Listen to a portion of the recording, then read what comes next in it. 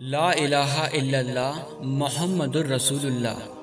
ترجمہ: اللہ صرف ایک ہے، اس کے سوائے کوئی معبود نہیں، اور حضرت محمد صلی اللہ علیہ وسلم اس کے سچے پیغمبر ہیں۔ اللہ کے حکم سے حضرت محمد صلی اللہ علیہ وسلم نے ہی اسلام دھرم کو لوگوں تک پہنچایا ہے۔ آپ حضرت صلی اللہ علیہ وسلم اسلام کے آخری نبی ہیں۔ آپ کے بعد اب قیامت تک کوئی نبی نہیں آنے والا۔ اسلام کے آنے سے پہلے عرب میں قبیلائی سنسکرتی کا جاہلانہ دور تھا۔ ہر قبیلے کا اپنا الگ دھرم تھا اور ان کی دیوی دیوتا بھی الگ ہی تھے۔ کوئی مورتی پوجک تھا تو کوئی آگ کو پوجتا تھا۔ یہودیوں اور عیسائیوں کے بھی قبیلے تھے، لیکن وہ بھی مذہب کے بگاڑ کا شکار تھے۔ ایشور یعنی اللہ کو چھوڑ کر لوگ ویکتی اور پرکرتی پوجا میں لگے تھے۔ اس سب کے علاوہ بھی پورے عرب میں ہنسا کا بول بالا تھا۔ عورتیں اور بچے محفوظ نہیں تھے۔ لوگوں کی جان مال کی سرکشا کی کوئی گارنٹی نہیں تھی۔ سبھی اور بد انتظامی تھی۔ اس اندھیرے دور سے دنیا کو باہر نکالنے کے لیے اللہ نے اسلام کو لوگوں تک پہنچانے کے لیے حضرت محمد صلی اللہ علیہ وسلم کو پیغمبر بنا کر دنیا میں بھیجا۔ کچھ ودوانوں کے مطابق اسلام کے سنستھاپک پیغمبر حضرت محمد صلی اللہ علیہ وسلم کا جنم دن ہجری ربیع الاول مہینے کی 12 تاریخ کو منایا جاتا ہے۔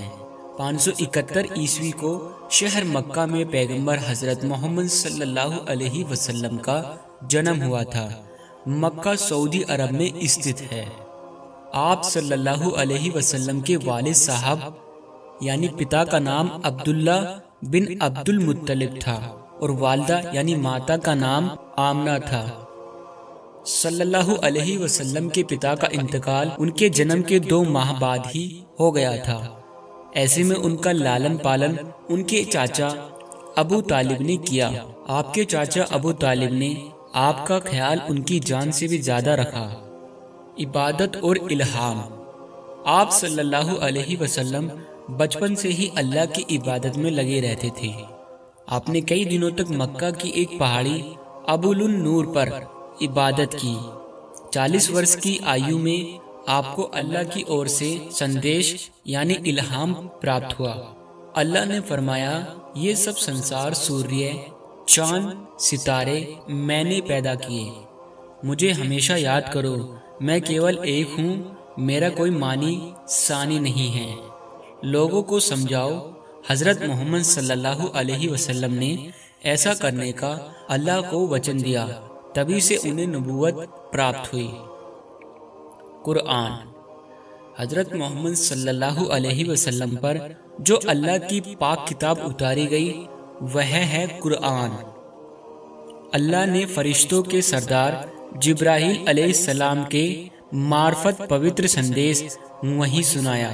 اس سندیش کو ہی قرآن میں سنگرہت کیا گیا ہے۔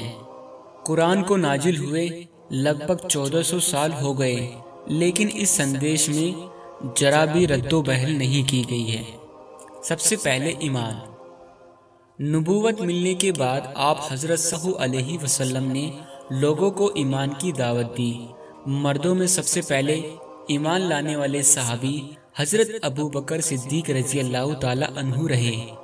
بچوں میں حضرت علی رضی اللہ تعالی عنہ سب سے پہلے ایمان لائے اور عورتوں میں حضرت خدیجہ رضی اللہ تعالی ایمان لائی۔